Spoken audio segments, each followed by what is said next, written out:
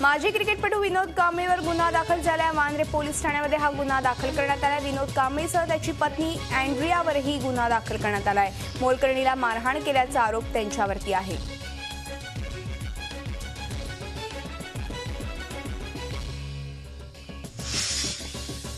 राष्ट्रवादी काँग्रेसच्या राष्ट्रीय महिला अध्यक्ष आणि माजी राज्यमंत्री फौजिया खान यांचे पती आणि पुत्राविरोधात नांदेडमध्ये फसवणुकीचा गुन्हा दाखल करण्यात आलाय। साखर विक्रीसाठी खोटा करारनामा करून 1.5 कोटी रुपये हडप केल्याची तक्रार नांदेड येथील साखर व्यापारी निजार लालानी यांनी पोलिसांकडे केली।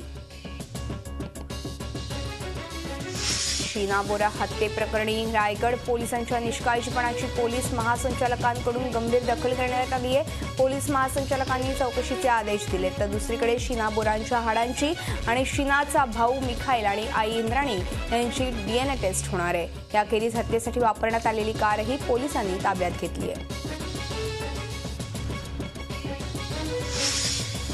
शीनाचा भाऊ मिखाईल बोराच्या जबाबामध्ये बरीच धक्कादायक माहिती पुढे आली आहे। शीनाला गाडीतून घेऊन जाण्यापूर्वी इंद्राणी आणि संजीवनं आपल्याला हॉटेलमध्ये गुंगीचं औषध दिलं होतं आणि ते परत येईपर्यंत आपण शुद्धीत आलो आणि शंका आल्यामुळेच पळून गेलो आणि म्हणून वाचलो असं मिखाईलने सांगितलंय।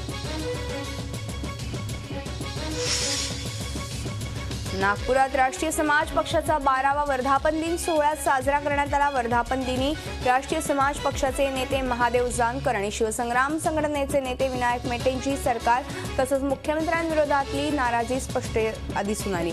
राज्यात फक्त युतीचं सरकार आहे, महायुतीचं नाही असं वाटत असल्याचं सांगत न्याय नाही वाटा द्या असा सज्जड दमच मेटे यांनी यावेळी दिला। तर आपल्याला मिनिस्टर नाही तर हिस्ट्री मेकर व्हायचे असा उपरोधिक टोला जानकर यांनी सरकारला लगावलाय।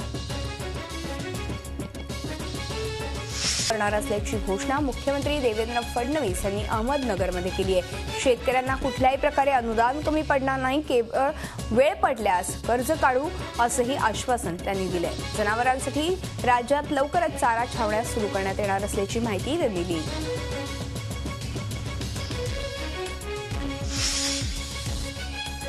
दुष्काळ आणि पाणी टंचाईमुळे साखर कारखाने चालवू शकत नसल्यानं यावर्षी राज्य सरकारनेच कारखाने चालवण्यासाठी घ्यावेत अशी मागणी मराठवाड्यातल्या कारखानदारांनी केली आहे। या आर्थिक अडचणीमुळे मराठवाड्यातल्या साखर कारखानदारांनी सरकार विरोधातच आता लॉबिंग सुरू केलं आहे। दुष्काळग्रस्त शेतकऱ्यांच्या विविध मागण्यांकरता प्रहार संघटनेचे नेते आणि अपक्ष आमदार बच्चू कडू यांनी नागपूरमध्ये मोर्चा काढला। नागपूरमधल्या आमदार निवासातून सुरू झालेला हा मोर्चा मुख्यमंत्र्यांच्या रामगिरी या सरकारी बंगल्यावर नेण्यात आला। हजारांच्या घरात आंदोलकांना आवरताना अपुऱ्या पोलिसांची पुरती दमछाक झाली होती।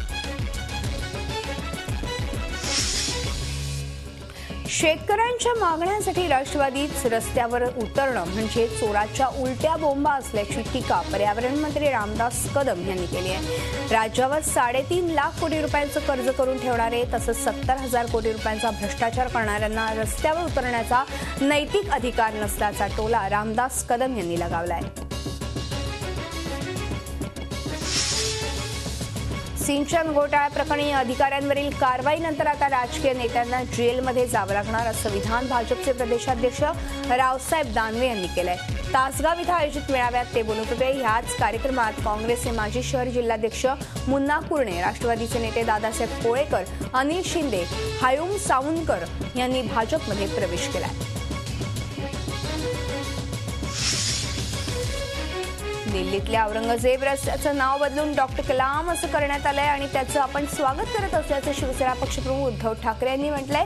आपलं सरकारही लवकरच औरंगाबाद शहराचं नाव बदलून संभाजीनगर असं करणार असल्याचं उद्धव ठाकरे यांनी या निमित्तानं सांगितलं। उत्सव हे उत्सवाप्रमाणे साजरे झाले पाहिजेत, ते तसे करता येत नसतील तर स्वातंत्र्याचा फायदा काय असा सवालही त्यांनी यावेळी केला।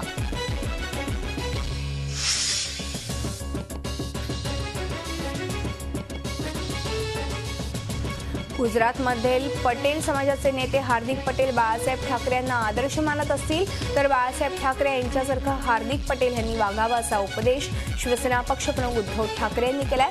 ठाण्यातल्या ज्युपिटर हॉस्पिटलमध्ये सुरू करण्यात आलेल्या नेत्रालय विभागाचं उद्घाटन उद्धव ठाकरे यांच्या हस्ते झालं। त्यावेळी उद्धव यांनी हार्दिक यांना हा सल्ला दिला। याच कार्यक्रमात झी24 तासचे मुख्य संपादक डॉक्टर उदय निरगुडकर यांनी उद्धव ठाकरे यांच्याशी गप्पांदरम्यान डोळे देता येतात मात्र बाळासाहेबांसारखी दृष्टी देता येत नाही असं सूचक विधानही केलं होतं।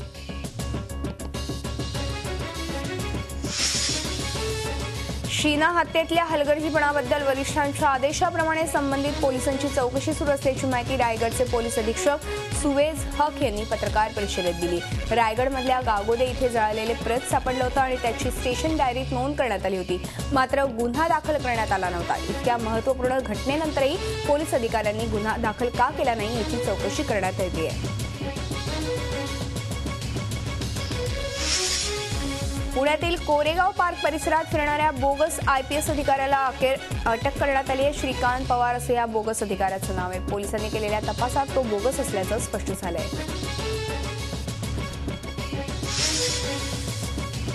पुण्यातील शिक्षण प्रसारक मंडळीच्या नियामक मंडळाचे अध्यक्ष अभय दाढे आणि उपाध्यक्ष अनंत माटे यांना आणखी एक दणका बसलाय। शिक्षण प्रसारक मंडळीच्या SPM इंग्लिश मीडियम स्कूल आणि SPM हायस्कूलच्या विरोधात गुन्हा दाखल करण्यात आलाय।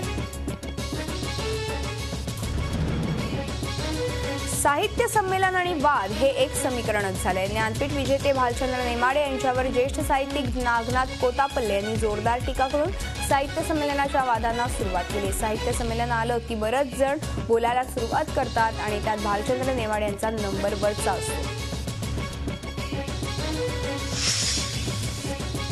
मध्य रेल्वेच्या लोकल गाड्यांना अनेकदा तांत्रिक अडचणींचा सामना करावा लागतोय आणि ह्या अडचणी प्रवाशांना कळवण्यासाठी आता लोकल डब्यातच त्याची घोषणा केली जाणार आहे।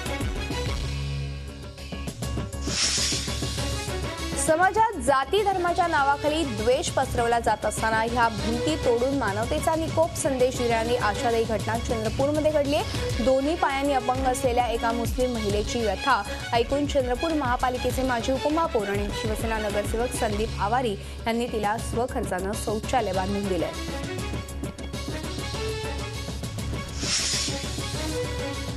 भूमी अधिग्रहण विधेयकाबाबत अध्यादेश आणण्यासाठी सरकार लवकरच निर्णय घेण्याची शक्यता आहे। भूमी अधिग्रहण विधेयकाबाबत विचारलेल्या प्रश्नाला उत्तर देताना अर्थमंत्री अरुण जेटली यांनी 48 तासांची प्रतीक्षा करा असं विधान केलंय।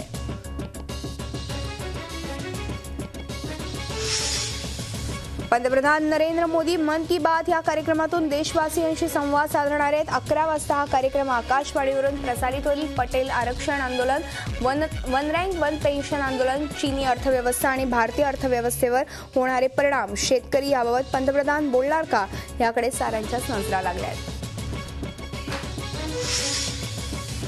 बारामुल्लामधून अटक करण्यात आलेला जिवंत दहशतवादी सज्जादनं अनेक धक्कादायक बाबी उघड केल्यात। मुंबई हल्ल्याचा मास्टरमाइंड हाफिज सईद सोबत काम करत होतो अशी कबुलीही सज्जादनं चौकशी दरम्यान दिली आहे। तर क्रूर कर्मा कसाब आणि दहशतवादी नावेदलाही ओळख असल्याचं सज्जादनं सांगितलं।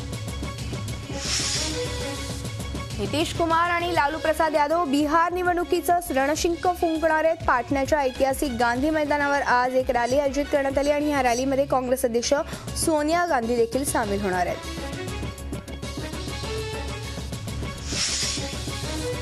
अरविंद केजरीवाल यांच्या आम आदमी पक्षानं 2 खासदारांची प्राथमिक सदस्यत्वता काढून घेतली आणि हे दोघंही आपचे पंजाबचे खासदार आहेत। धर्मवीर गांधी आणि हरिंदर सिंग खालसा अशी त्यांची नावं असून शिस्तभंगाचं कारण देत ही निलंबनाची कारवाई करण्यात आली आहे।